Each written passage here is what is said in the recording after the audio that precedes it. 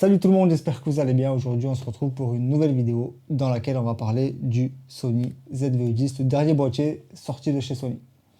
Alors, je l'ai reçu hier, je vais pas vous mentir, je l'ai ouvert pour vérifier qu'il y avait tout dedans, mais je ne l'ai pas vraiment déballé. On va le faire ensemble aujourd'hui, comme ça vous aurez mes premières impressions.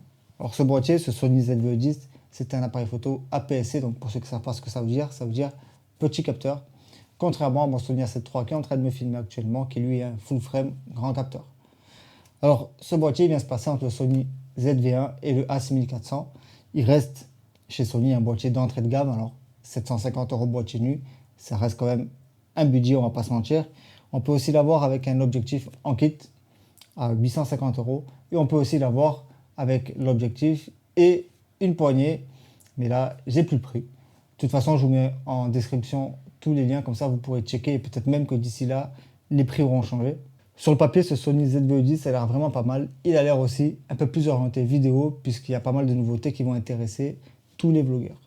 Il y a pas mal de vlogueurs d'ailleurs, de youtubeurs qui l'achèteront pour ces nouveautés.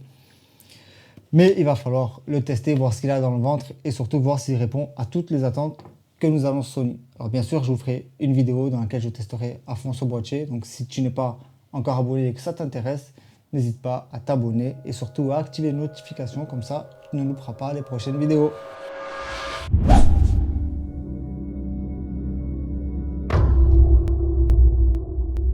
Bon, du coup, on va l'ouvrir, on va voir ce qui se cache à l'intérieur de cette boîte. Donc déjà, ils ont fait une jolie petite boîte. Il me semble que la boîte du Sony, alors je ne l'ai pas là, mais de la C3 elle était toute orange. Là, ils ont fait un truc assez sympa. Elle était de cette couleur d'ailleurs. Voilà. Donc on est parti.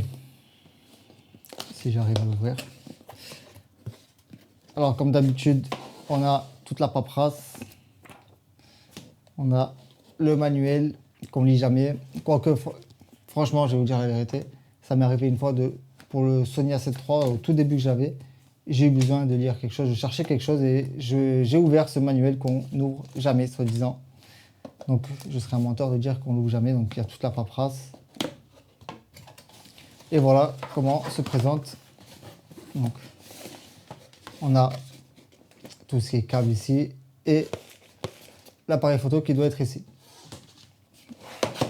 Alors, on va sortir les câbles en premier. Donc, de quoi charger. Un USB-C. On a même les prises américaines.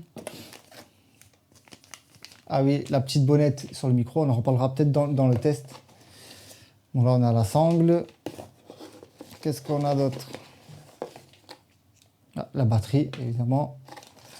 Alors, et ça, c'est pour le chargeur. Donc ça va ensemble. Du coup, il se charge en USB-C. Ça, c'est pas mal du tout. Donc, hop. J'ai pas besoin de vous sortir tout. Vous savez tous ce que c'est que des câbles. Bon, maintenant, il ne me reste plus que le boîtier à sortir. Alors, hop, on va le sortir tout de suite. Allez, ça peut virer. Moi, je le vois et vous ne le voyez pas. Alors déjà, tout petit, vraiment tout petit comparé au Sony A7 III. Il est vraiment petit. Alors, on a l'écran orientable. Ça c'est un des trucs hyper pratiques pour les vlogueurs parce qu'ils n'auront plus qu'à faire ça et se prendre et se filmer, se prendre en photo, j'allais dire. Sur les anciens, ils se relevaient comme ça et c'est vrai que si on avait un micro, ben, du coup on voyait plus rien. Donc vraiment très pratique. Bon, j'ai pas la batterie, mais vraiment déjà il est super léger. Je pense pas que ça va changer grand chose d'avoir la petite batterie qui est par là d'ailleurs. Donc ouais, je peux vous dire, vraiment hyper léger, tout petit. En fait, j'ai pas l'habitude. Déjà quand j'étais passé de mon réflexe Nikon au Sony A7 III, je le trouvais hyper petit. Mais alors là, celui-là, encore plus.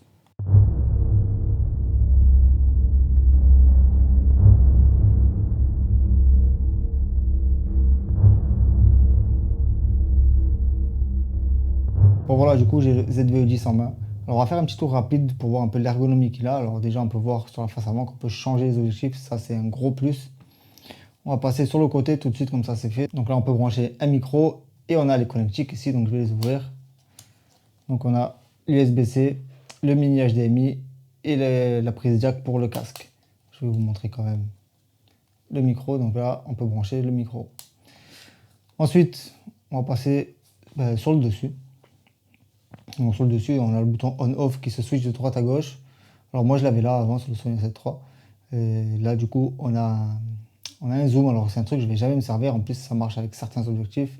Mais je sais que moi, ça ne me servira pas. On a ici le bouton pour la prise de vue de photo. Et on voit clairement que c'est un boîtier orienté vidéo puisqu'il a un bouton énorme, presque aussi gros que la prise de vue, pour lancer l'enregistrement. Alors là, on a le bouton C1. Il me semble qu'il est programmé de base pour avoir un bokeh ou pas. Là, on a les modes prise de vue, donc photo, vidéo ou ralenti. Et on a notre molette de réglage ici. Là, on a une grille en dessous, il y a les 3 micros, on y reviendra dans le test. Et là, la griffe pour le flash, où moi, j'y mets jamais de flash, je mets toujours le micro, le récepteur de mon micro. Face arrière, on retrouve le bouton menu, le bouton des paramètres rapides, notre petite roulette et le bouton de validation. En dessous, on a le bouton play et le bouton supprimer. Je ne suis pas sûr que le bouton supprimer sur celui-ci, on puisse le paramétrer, parce que sur le Sony A7 III, moi là, j'ai mis qu'on active ou pas l'écran tactile. Puisqu'on parle d'écran, on a notre écran ici. Alors je pense qu'il fait plus ou moins la même taille que le Sony A7 III, mais la différence, c'est qu'il pivote. Et ça, c'est aussi un très gros plus. Bon, sur le Sony A7 III, il fait juste ça ou ça. On passe en dessous, comme d'habitude, on a ici le pas de vis pour pouvoir mettre le boîtier sur le trépied. Et ici, de quoi mettre la batterie et la carte SD. Donc voilà, je pense qu'on a fait le tour du boîtier. Si, j'oublie un truc très malin. Ici, là, sur mon Sony A7 III, j'ai des trucs qui se baladent et ça fait énormément de bruit.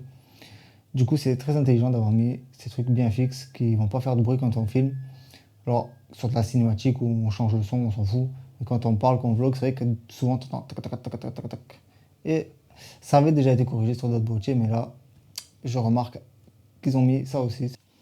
Alors, c'est une petite conclusion sur ce Sony ZV-E10. Donc, un appareil photo APS-C hyper compact, petit, léger. C'est idéal pour ceux qui voyagent et qui voyagent léger. Idéal aussi pour les vlogueurs, surtout qu'il y a pas mal de fonctionnalités pour eux. D'ailleurs, Sony l'annonce comme un appareil photo de vlogging. Je crois même que c'est marqué sur la boîte. Made for vlogging, donc on ne peut pas mieux dire. Sinon, il est bien construit, on le tient bien en main, même malgré qu'il soit petit, il tient bien dans la main. Niveau construction, il a l'air solide et ça fait pas jouer. Bon, maintenant, il ne reste plus qu'à aller tester tout ça, voir vraiment ce qu'il y a dans le ventre. Donc, si tu ne l'as pas encore fait, d'ailleurs, c'est pas bien, il faut que tu t'abonnes à la chaîne. Comme ça, tu pourras voir le test complet, en conditions réelles, de ce Sony ZV-E10. Je ne sais pas combien de fois j'ai dit d'ailleurs Sony ZV-E10, mais j'ai répété assez souvent. Et active les notifications, comme ça tu seras sûr de ne pas louper la vidéo. Donc sur ce, je te dis à bientôt et on se retrouve pour une prochaine vidéo.